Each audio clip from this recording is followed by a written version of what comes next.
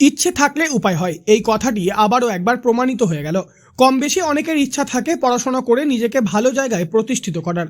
তবে এমনও অনেকে আছেন যাদের ট্যালেন্ট থাকলেও অনেক সময় আর্থিক অবস্থা খারাপ হওয়ার কারণে অথবা পরিবারের দায়িত্ব নেওয়ার জন্য ছাড়তে হয় পড়াশোনা।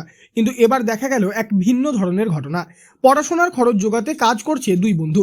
দুজনেরই মনের মধ্যে আছে যেন অদম্য জেদ, আর জেদ আছে বলেই হয়তো পড়াশোনা এবং কাজ দুটো একসঙ্গে সামলাতে পারছে। জানা গিয়েছে পূর্ব বর্ধমান জেলার পাটুলি গ্রামের বাসিন্দা প্রকাশ হালদার এবং দীপঙ্কর হালদার। প্রকাশ নদিয়া জেলার নবদ্বীপ বিদ্যাসাগর কলেজের চূড়ান্ত বর্ষের ছাত্র, অন্যদিকে দীপঙ্কর একই কলেজের দ্বিতীয় বর্ষের ছাত্র। তারা দুজনেই পূর্ব বর্ধমানের দাঁইহাটে মূর্তি তৈরির কাজ করে।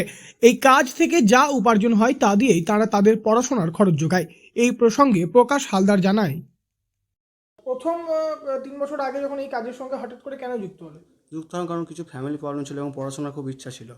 তখন বাড়িতে বাবার শরীর খারাপ হওয়ার জন্য পড়াশোনা করতে পারিনি। তো নিজের পয়সায় তখন নিজে কাজ করে কিছু উপার্জন করে পড়াশোনাটা চালাচ্ছি। তো বর্তমানে আগে বাইরে কাজ করতাম, তো পড়াশোনাটা হতো না। তার জন্য এখন লোকালে কাজ করছি, এখানে পড়াশোনাও চলছে, কাজও চলছে। বাইরে আগে কোথায় কাজ করতে? হায়দ্রাবাদে কাজ করতাম। কিসের কাজ করতে? এই গাজী ফাইবার এডি। ফাইবারের কাজ করতে আগে হায়দ্রাবাদে। তখন পড়াশোনা হতো না? তখন পড়াশোনা চলছিল, কিন্তু লকডাউনের কারণে তখন কিছুদিন অফ ছিল, অনলাইন এক্সাম হতো, তখন ওখানে ছিলাম।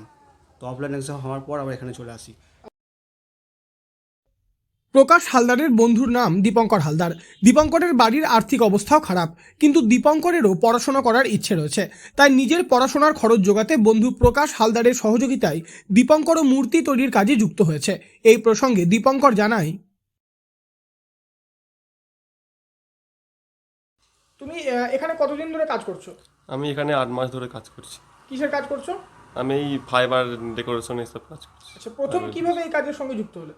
প্রথম আমি আমার বন্ধু এখানে কাজ করতো আগে, দিয়ে এবার সে বললো যে আমার সঙ্গে কাজে চল, তোর মানে পড়াশোনার খরচাটা হবে এবং পরিবারের আর্থিকটা তুই দেখতে পারবি, সামলাতে পারবি। দিয়ে বন্ধুই আমাকে এখানে প্রথম নিয়ে আসে। আচ্ছা, বন্ধুর কথা মতো কাজ করছো তুমি? হ্যাঁ, বন্ধুর কথা মতো আমি কাজ করছি। তোমার কি এখানে এখানে কাজ করে তোমার পড়াশোনার খরচ কি কিছুটা হলেও জোগাড় হচ্ছে? হ্যাঁ, পড়াশোনার খরচ জোগাড় হচ্ছে এবং ফ্যামিলিকেও কিছু সাহায্য করতে পারছি। জানা গিয়েছে যখন তাদের পরীক্ষা থাকে তখন তারা দুজনেই মালিককে বলে ছুটি নেয়, আবার কাজের চাপ থাকলে সেই কাজও তাদের পরীক্ষার আগে শেষ করে ফেলে।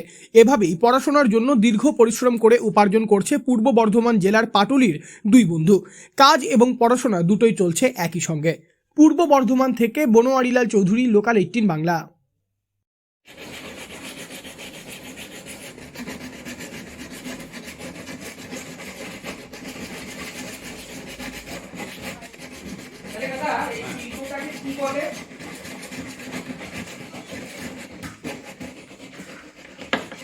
রিমোটিং লাগে।